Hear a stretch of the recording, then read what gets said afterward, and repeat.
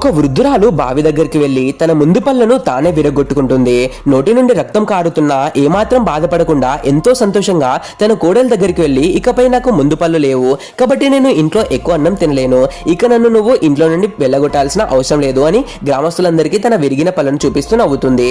నిజానికి ఆ గ్రామంలో ఒక క్రూరమైన ఆచారం ఉంటుంది. వయసు పైబడిన వృద్ధులు పనులు చేయలేక కేవలం అన్నం మాత్రమే తినే వాళ్లను కుటుంబానికి భారంగా భావిస్తారు. అలాంటప్పుడు వారిని తీసుకెళ్లి లోతైన కుండల్లోని దట్టమైన అడవులో వదిలేస్తారు. అక్కడ వాళ్ళు ఆకలితోనే క్రూర జంతువుల వల్ల చనిపోవాల్సిందే. పళ్ళు విరగొట్టుకున్న కూడా ఆ వృద్ధురాలు ఇంట్లో తన శాయశక్తులు పనులన్నీ చేస్తుంది.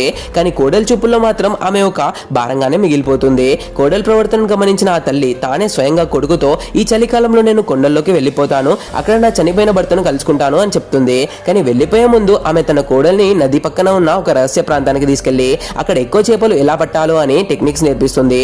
చలికాలంలో నా కుటుంబానికి తిండి కొరత రాకూడదు, ఈ రహస్యం ఎవరికి చెప్పకు అని కోడలికి చెప్తుంది. చలికాలం ప్రారంభం కాగానే ఆ కొడుకు తన తల్లిని వీపుపై కూర్చోబెట్టుకుని దట్టమైన కొండల వైపు ప్రయాణమవుతాడు. వృద్ధులు తిరిగి ఊరిలోకి రాకుండా ఉండడం కోసం కష్టతరమైన కొండల దారి గుండా నడుస్తూ చివరకు ఎత్తైన శిఖరానికి చేరుకుంటారు. అక్కడ చుట్టూ గతంలో వదిలేసిన ఎందరో వృద్ధుల ఎముకలు గుళ్ళు ఉంటాయి. కొడుకు తన తల్లిని అక్కడ దించి వెనుతిరగబోతుండగా అతనిలో పశ్చాత్తాపం, మాతృభక్తి హెచ్చరిస్తాయి. అమ్మ, నాతో పాటు మళ్ళీ ఇంటికి వచ్చాయి అని బ్రతిమిలాడతాడు. కానీ ఆ వృద్ధురాలు మాత్రం అక్కడే ఉండిపోవాలని నిర్ణయించుకుంటుంది.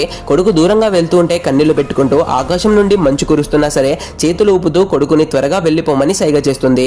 కొడుకు ఒంటరిగా తీవ్రమైన దుఃఖంతో ఇంటికి తిరిగి వస్తాడు. ఆ గ్రామంలో ఆ నిర్దయమైన ఆచారం తరతరాలుగా అలా సాగుతుంది.